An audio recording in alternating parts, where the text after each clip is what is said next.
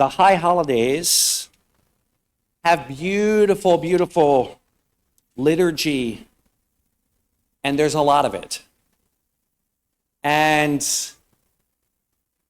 sometimes we forget the words of the psalmist that silence is praise for God as well. This morning, Sarah Bryce, who's been part of the congregation for a long, long time, led a first class in meditation for a group of people in the library, and she has been studying Jewish meditation for the past many years. And we hope that this will become another way for us to enter into the Jewish tradition. And as we prepare for the holidays, I am excited to call her forward and to hear some words of Torah for us on the holidays, on silence, and on forgiveness.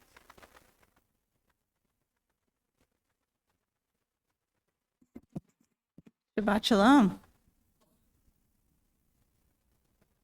Yeah, it was very serendipitous. I was on my way back from California, literally in the airport, from a Jewish meditation retreat that I was on in August with some leading lights. They're all getting much older. It was a little bit like the Grateful Dead last tour of some beautiful old souls and that I had to not miss. And in the airport, I said, I want to bring this back to Bethel. We had a Jewish meditation group here for many years, but I want to bring it back. And I was in that airport about to write the text when Daniel Graeber's text came saying, hey, Sarah, I hear you do Jewish meditation. You want to come?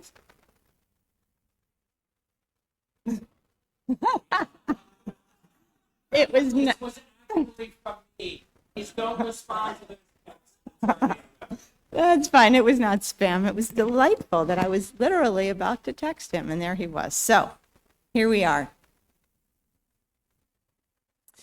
So in Psalm 27, which we've all been reading and contemplating every day this precious month of Elul, we say, fourth verse, one thing I ask, to dwell in God's presence and awaken to the beauty of divine creation in every moment. And in today's parsha, in chapter 30, verses 10 to 14, we get clear instructions from Moses about where to go to find this. Not far away, not up in the heavens or across the sea, not asking for someone else to go find it for us. No, it says, no. The thing is in our mouths and in our hearts for us to observe. Right here. Right now. And like at the end of the Amidah, we pray, may these words of my mouth and the meditations of my heart be aligned with God's loving wishes for me. But we may wonder, well, how do we do this in practice? Well, so one answer is we practice using meditation as a tool. Just like we learned last week that the Hebrew alphabet is a tool, is a technology, meditation is another technology that's common to most spiritual traditions. Many of us think of it as coming from Buddhism, which is where I learned it, but it's clearly been a part of our tradition for a very long time as well. Now, the history of contemporary Western convert Buddhism, which was mostly founded by Jews in the 1970s, and then the reclaiming of those practices by Jew-boos like me, and the rediscovery and the flowering of Neo-Hasidism and Kabbalistic practices, it's a long and fascinating one.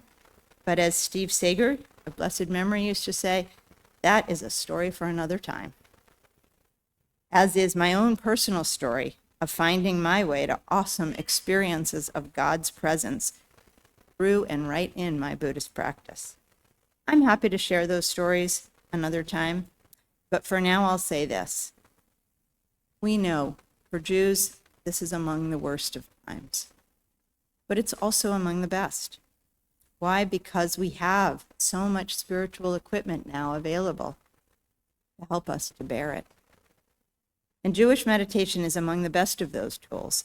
And there are so many resources now that we can engage with it. So how exactly? Those of you who are in my group got some tastes. How do we shape the words of our mouths and the meditations of our hearts, living in the shelter of God's presence all the days of our lives? Well, we're about to get the instructions. Week, Teshuvah, Tefillah, and Tzedakah. Meditation is all about Teshuvah. We return that word, breath after breath, sound after sound, sensation after sensation, to whatever we have asked ourselves to attend to right now. To wake ourselves up to this moment, being in it. As my teacher, Sylvia Borstein, who I was just with, who's a close friend of our dear departed Frank Fisher of blessed memory, Sylvia says to herself like a mantra all the time, "It's your life, Sylvia. Don't miss it." She's been doing that for 50 years. She's 88. Meaning, be here for it. Pay attention to it. Don't be distracted from it. In fact, there's a name for God that Rabbi Jeff Roth, who also is a leading light, along with Sylvia and Norman Fisher and Alan Liu and David Cooper and Sheila Peltz-Weinberg, they're all like the Silicon Valley developers of Jewish meditation technology. And the name for God that Jeff uses is interbeing unfolding.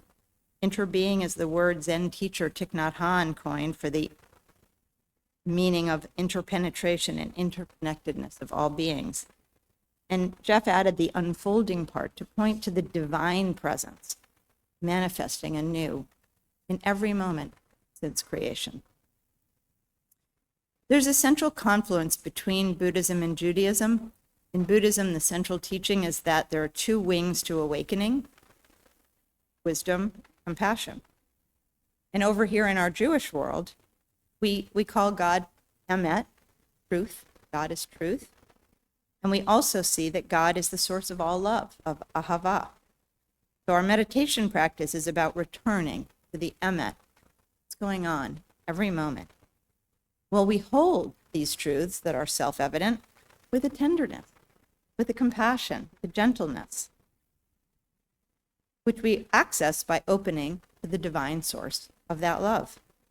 Only by seeing ourselves clearly moment by moment do we get the information that we need: the state of our bodies, the tendencies of our minds, the depths of our emotions, and the reality of our intentions.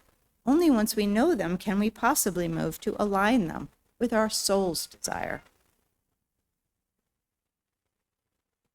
As Reb Mimi taught us over the last few weeks, we must reclaim those parts of our souls from the lost and found. And only by doing that from a place of self-compassion and kindness can we hope to fulfill God's own promise of forgiveness that's upcoming. Now, self-compassion is never to be confused with self-indulgence, though we often almost go there. We connect to regret about the ways that we have let ourselves down, maybe intending with reverence to the temple of our own body, or speaking or acting in ways that weren't congruent with our highest values.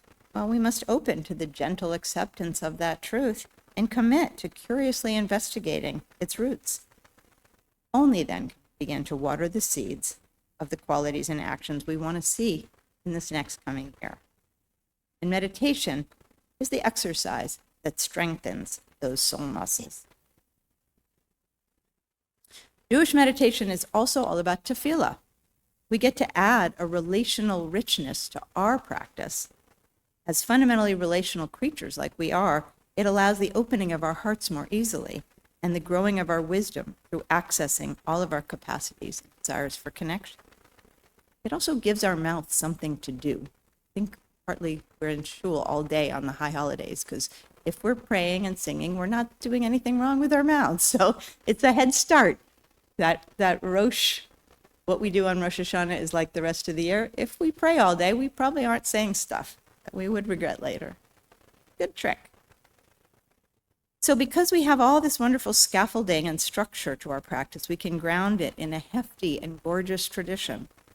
We can start our day with a moda ani of gratitude and do our body scan as we did this morning.